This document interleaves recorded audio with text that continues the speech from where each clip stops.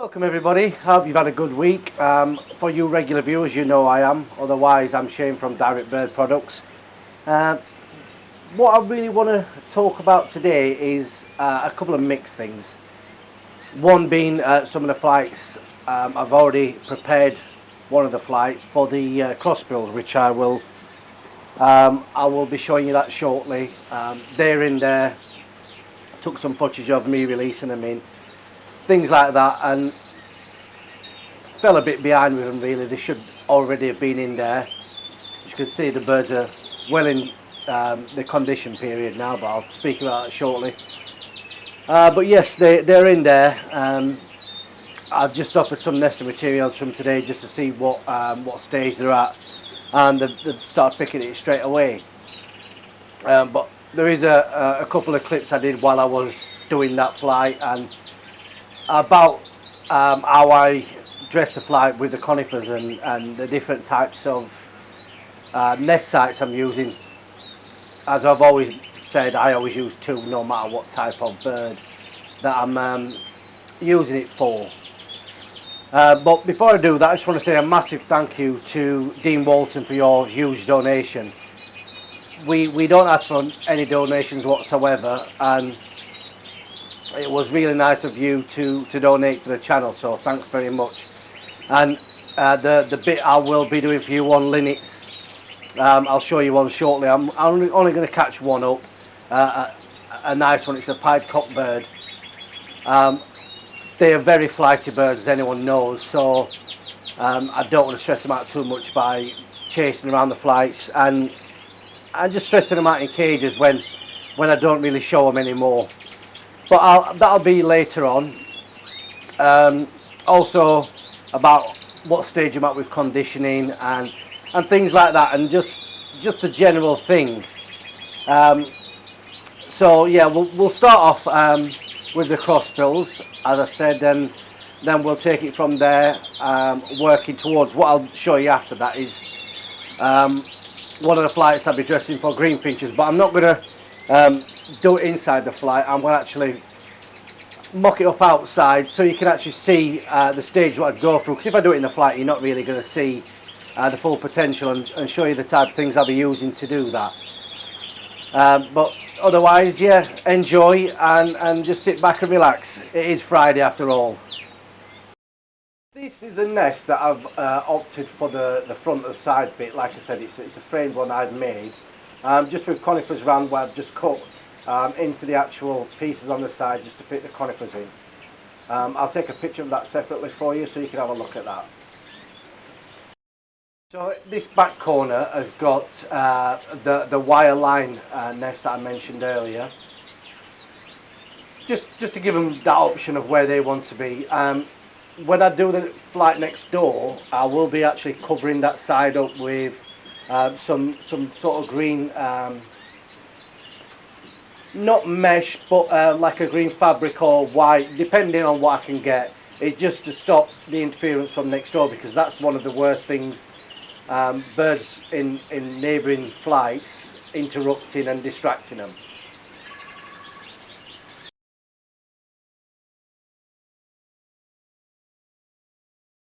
Before I let the birds back into the flight, what I've opted for this time is, so basically your water pot on the outside, obviously it speaks for itself, but this one is a seed hopper. Like I said, it's an internal one. Because there's only going to be one pair in here, that's enough for 2 or 3 days of feed. And no crossbills eat quite a lot.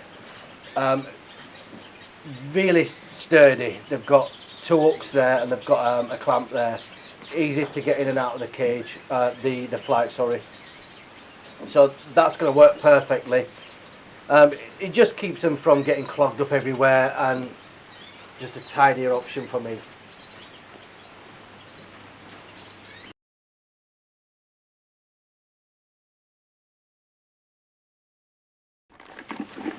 So we're going to put the crossbills in there. Let's see them going. Go on. And always I definitely do that, because they would be out. If they want to escape, they can.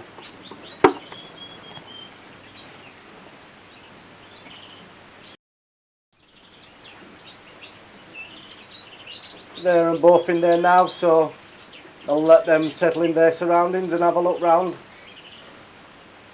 They'll be a lot happier in here.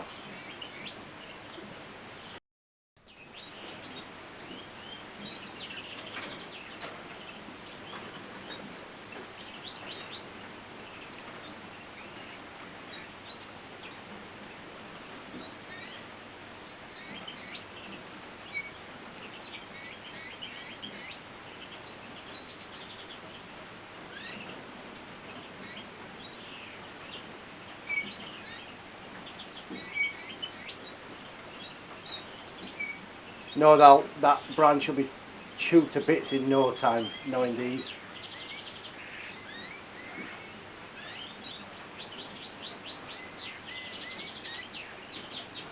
As you can probably see, I've not colour fed them this year. Just, I don't see the point. I weren't showing them, and it just does them a world of good not putting anything into the liver. So that's just up to me. Don't get me wrong, I have got one cockbird I did colour feed, the young one.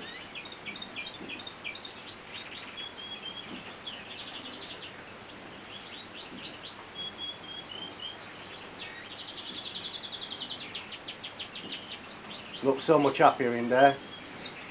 I'll leave it a couple of days before I start offering some nesting material for them. What I'll be using is coconut fibre and Sharpie, which is like a white nesting material, like almost cotton type, but not cotton, definitely not cotton.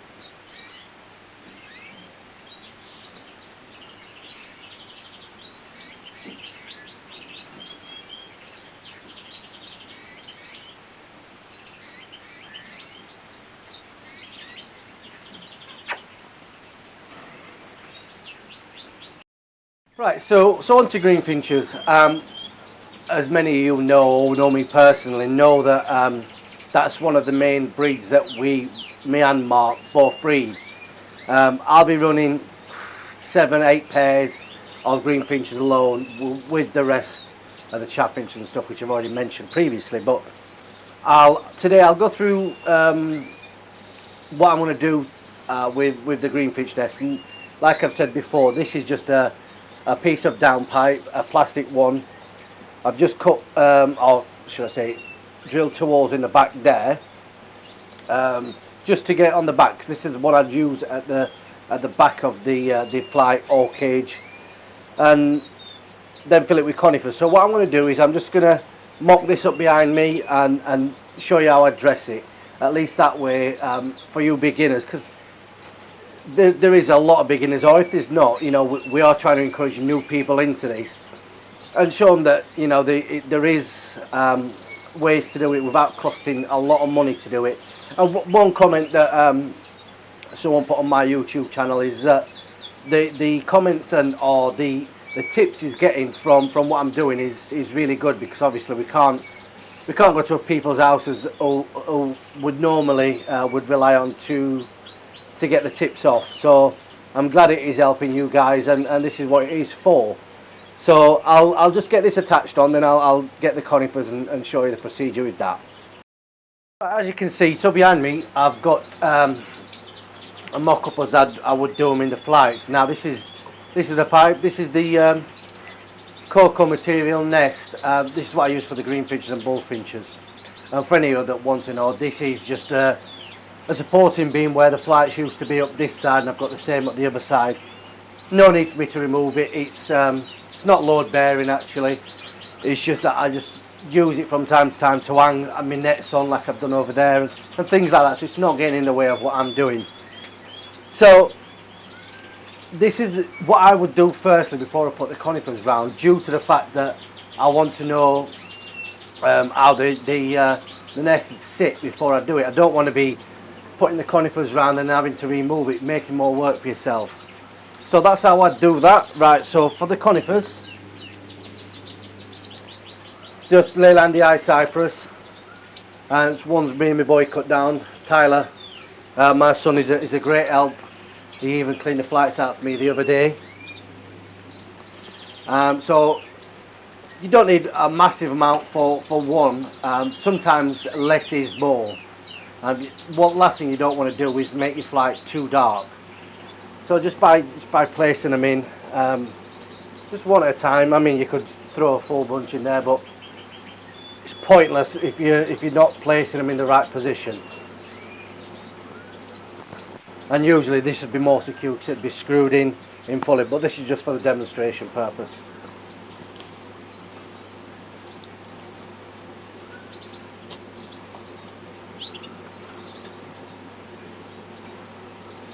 See, what I'm trying to achieve is actually have the nest at the back there. So just a fiddle around with it to get it to how you want it. Now, one trick I would say is what I always do when I've got it set up like that. I will actually cable tie the nest to them points there, because even, I mean, this is screwed on, it does have wires on. Why I found in the past, green finches, if you're nest of 5, are quite heavy.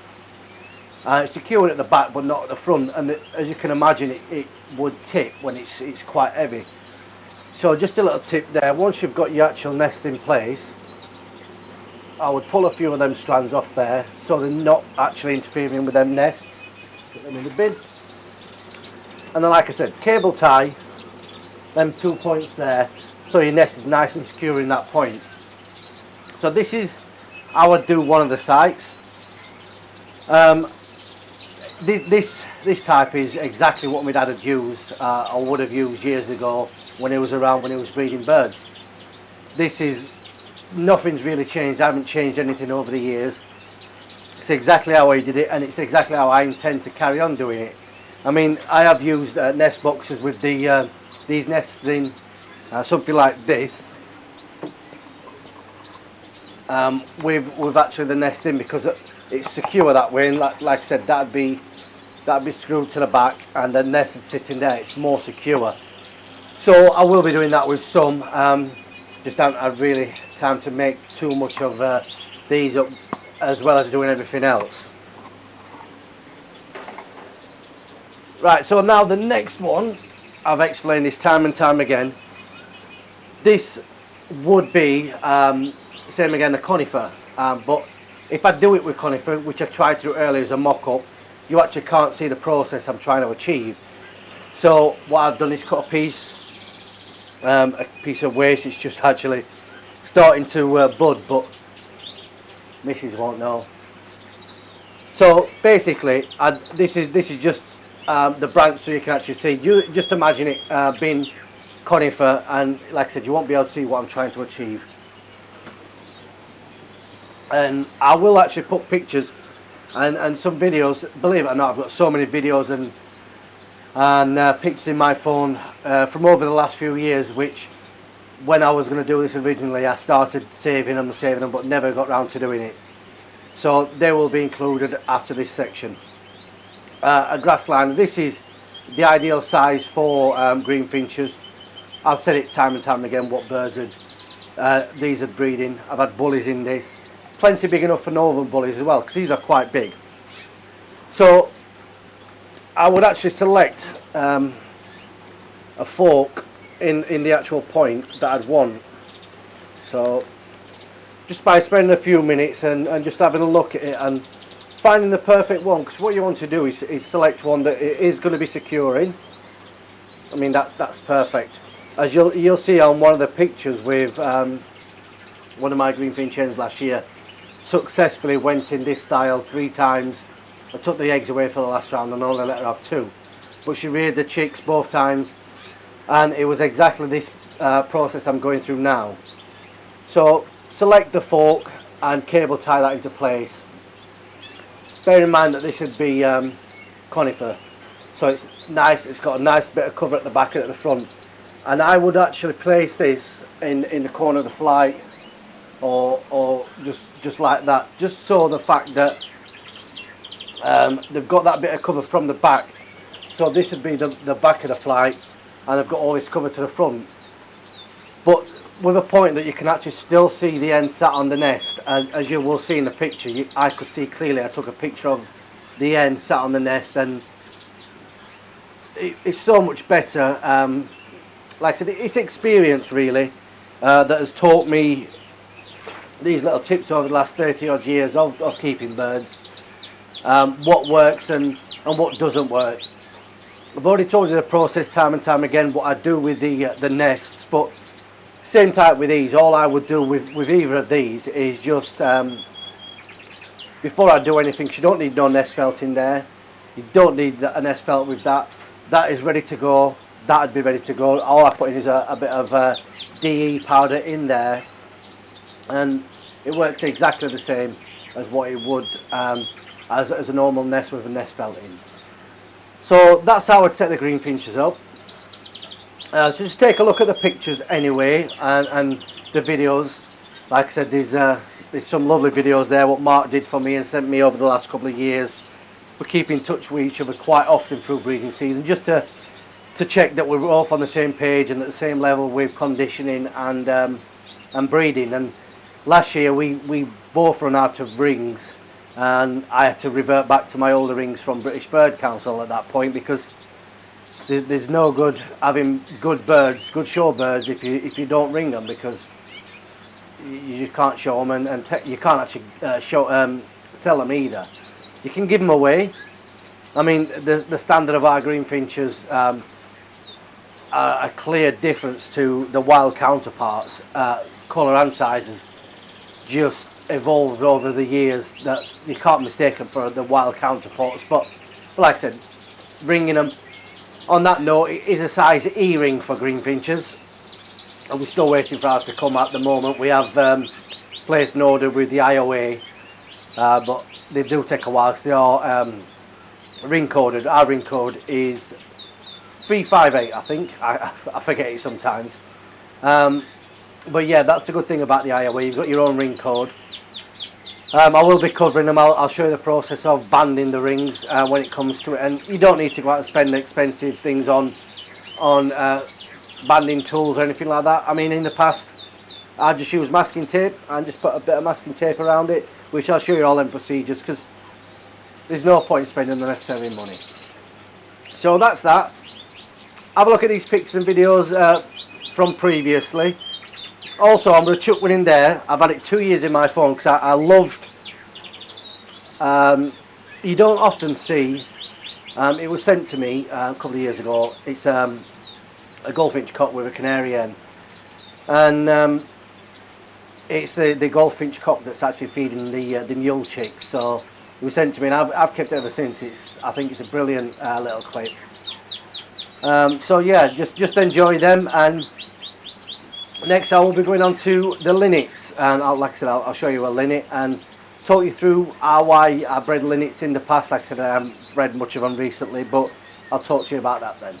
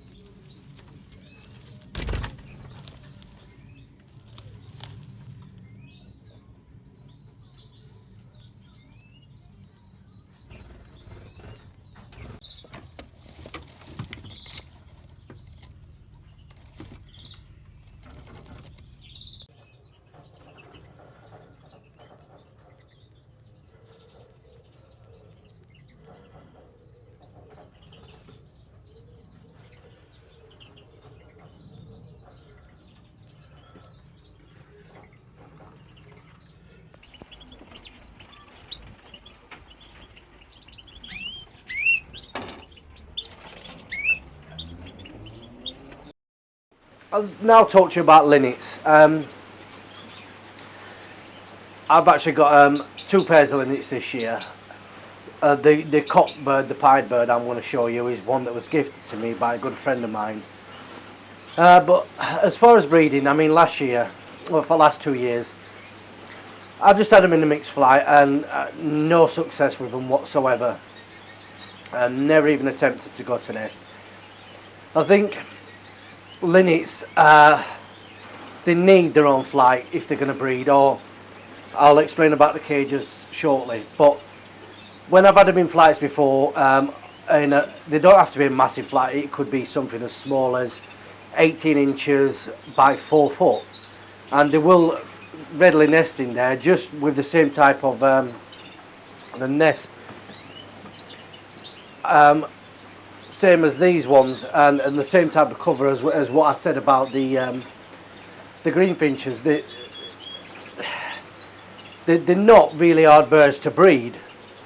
The problem I've got with them is when you've got them in a mixed aviary like I have. I'm housing them in a mixed aviary with the yellow hammers and a couple more stuff. They're very flighty, very, very flighty, even when it comes to cage bred ones. You breed them in cages, you see them every day. They're very flighty birds, and they never really steady up, even if you hand feed them. Or take the example, put them under the canary. They're still very flighty birds. So there's no special regime that I went through when I was breeding them. I mean, 2014 I bred 16 out of 2 pairs. That was 8 out of each, 2 rounds out of each of 4. And unfortunately I did lose 5 of them. It was a rookie mistake. I just painted my show cages a week before. Painted the cages up. Day after they was dry, used a new gloss, but put the cages back in the carry box. Never thought anything about it. The night before the show, I boxed them up in the show cages. Got to the show, and yeah, 5 of them were dead. The fumes from the actual paint was even then really strong. It was straight away I knew what it was, and yeah, just a mistake that I made, and now learn from that. So if you are painting your show cages, get low odor, low smelling, and if you're painting your cages this time of year for breeding purposes, make sure you get pet friendly or one that doesn't smell, because the fumes that come off that will kill your birds. Anyway, that show, same show, I actually entered 7 linnets, all current year bred linnets. Ended up winning best novice hard bill with a current year end. That really nice end, really well laced. A yellow bird. You can tell a yellow bird to a cock bird with the linnets. Even for a beginner, the colour on a yellow bird is much richer, nuttier brown, rather than a faded brown. Easiest way to explain it. And like I said, the end was so well marked. Just lacing's completely working throughout her chest. Steady enough for a linnet.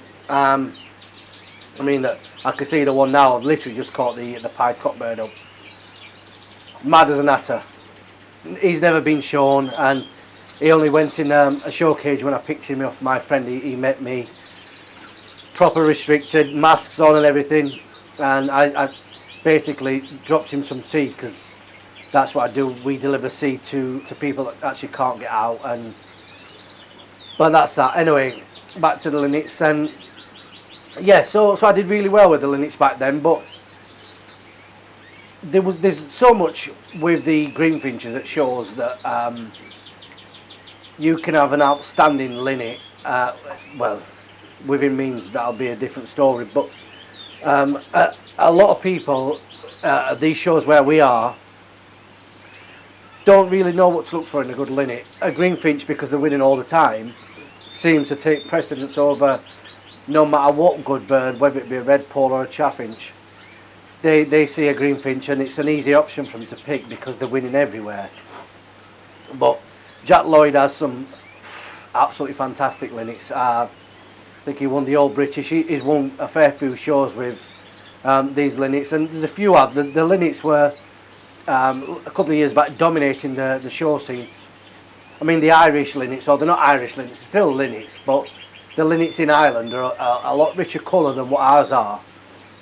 And for muling with, that'd be the way to get, if you can actually get an Irish linnet, but a linnet that is from Ireland to mule with. The colour on the chicks using, well, if I would go with a yellow linnet cockbird to a buff Norwich hen, that's the way I would cross them. At least that way, well, you should do 50-50 anyway, but that way the linnet cockbird is always going to be richer anyway than a yellow Norwich cock. What to look for in a linnet cockbird? They want to be a cone shape. I have actually seen some really nice ones. There's a lot of people who probably struggle to sex a linnet straight away. I remember Matt L from the Canary Room. He sent me a picture of a couple of linnets, and I told him straight away they was, I don't know if it was one hen or two hens, but they were definitely hens, not a cock. I can sex them quite easily. If you don't know how to sex them, you can actually tell with the markings on the wing, the chest. I tell with some on the top of the head. But the easiest way is the wing bars. A cock male bird has 7 white wing bars. Female has less, 5. So that's the easiest way to sex them. But I can sex them just by looking anyway. It's not me being cocky. It's just I've had linnets ever since I was a kid. They're one of my dad's favourite birds. So that's them. Such as mules and hybrids with linnets. The linnets are pretty easy to mule or hybridise with. In the past, the very first mule I actually bred was a linnet mule. That was a yellow cockbird again. It was a buff border Norwich green. It was one from Sean Fitzpatrick. He acquired it for me. That must have been over 15 years ago. And it turned out a cockbird, yellow cockbird as it is, but at that time I ended up letting my sister have it. I ended up having to pack in with birds for one reason or another. And yeah, it lived quite a long time. And it was, if I was to have that bird now and show it, I think it'd do really well on the show bench. It was that type of bird. I've actually currently got here a Linux Crossbill as well, which I'll show you that shortly. So breeding linnets in cages. Now, must be 2-3 years ago, before I moved to this place, I had 2 pairs of linnets and all the flights were full, and I weren't really going to breed them. I thought, well, just give them a chance, and I've just put them in a double breeder. The double breeder, the cage fronts would have been 18 inches, so 2 18-inch cages. Took the slider out and just did the same thing. A bunch of conifers, found the V, and I put the cocoa nest in there. Right at the back of the cage. I mean, the cage were only 10 to 12 inches deep. They weren't very deep. They were a really small cage. Like I said, I didn't expect anything from them. Lo and behold, within days she'd gone to nest. Cocoa fibre, just strands that I just put that in the cage, she'd gone to nest straight away. And I reared them no problem in cages, but still crazy as hell. But it just shows you that I didn't expect them to breed in cages due to the fact that they'd bred previously in flights and they were a bit picky. And the same, like I said, they've not bred last year. But yeah, Dean, if you want to, I know you'll be breeding them in cages, but just the nest site at the back corner, it doesn't have to be conifer. Anything that's evergreen really, it'll work perfectly for them. So now I'll get on. I'll show you the pied linnet cock, and then we'll get back to you, and I'll show you the hybrid as well. So this is him here, mad as an atto. I think the best thing for me to do would be for me to probably catch him. You can probably see the white around his face. He's a proper bird, proper rung and everything. But if they've never been in a showcase easily, that's a bit better. Look, you can actually see him better now. I don't want to stress him out too much, so I don't want to leave him in here very long. But yeah, he's a pied bird, and the pied gene actually came from nowhere. Believe it or not, it just come from a pair of normals, and it's not mineralistic. It is actually a genuine pied. He's got white nails, and it just shows that the pied gene can actually pop up anywhere. But he's crazy as they get. I'm not going to swear. But yeah, I'm just going to get him out and put him back in the flight. I don't want to stress him out. I don't think it's fair. And I actually want to use him this year, so that's a linnet cock. be nice if he actually turned to the front so you could actually see. He's got white lines along his tail, more than usual. So that's in there. So this is the Linux Crossbill. Nice bird. It's not one I bred. I believe this was bred by James Maloney. I know it's an Irish bird because I've checked the ring. It's 2019, so not a very old bird either. This shows the great characteristics of both parents. For any mules or hybrids, they want to be show 50% of each parent, which I think this does. You can clearly see it's a linnet and a crossbill with a beak anyway. Not easy, well I wouldn't say not easy, not an hard breed, but if you are starting out with mules and hybrids, start with something a bit easier than these. Charming bird. He'll do better once I've coloured him up.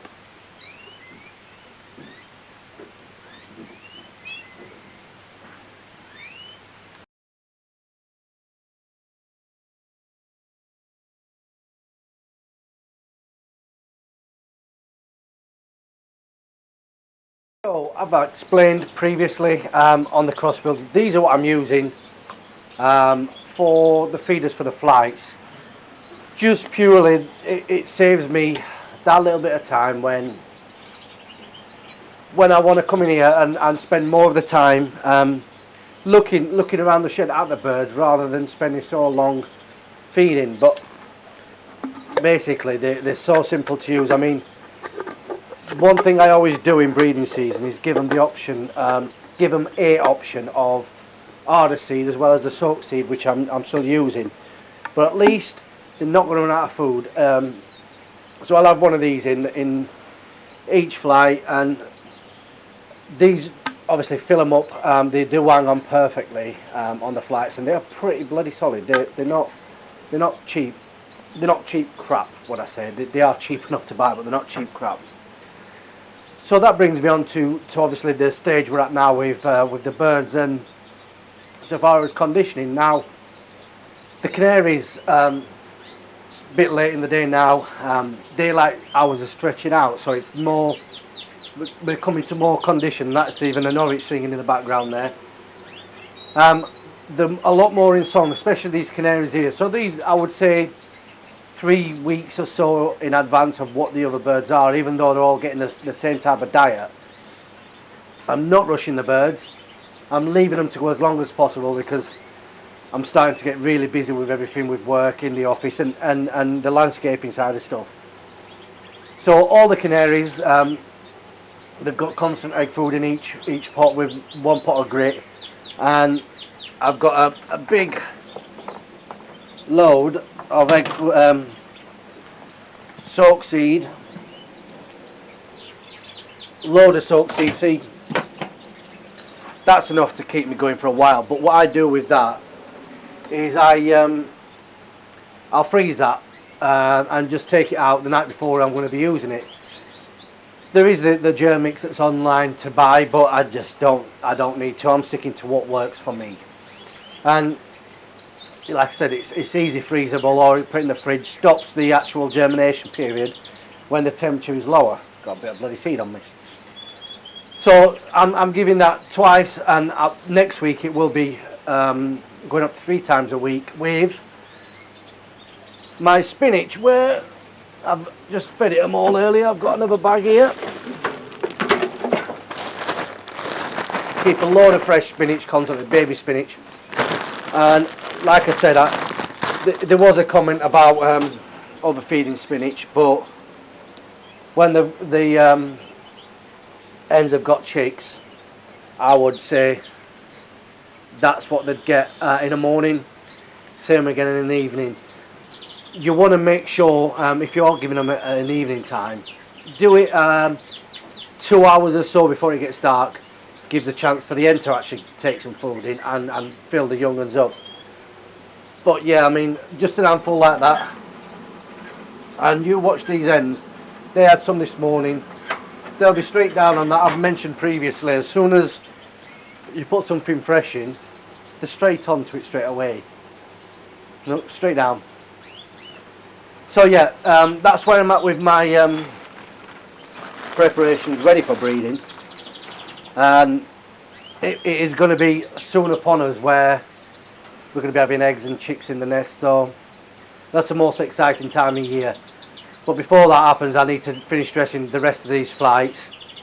This week I've been busy putting new flooring down. Got to do this next last half. It's just trying to find it time. There's not much time with the dark nights being so early. Don't seem to be able to fit everything in these days. So green finches are coming into condition. I've heard the cocks striking up. I've seen the siskins, the red poles beaking. I've actually seen a pair in these two flights here feeding each other through the actual mesh itself. But I'll be running through them processes with you. What I do to actually cover each flight up from the neighbouring side. That's in another video. Also, brilliant next week, next Friday.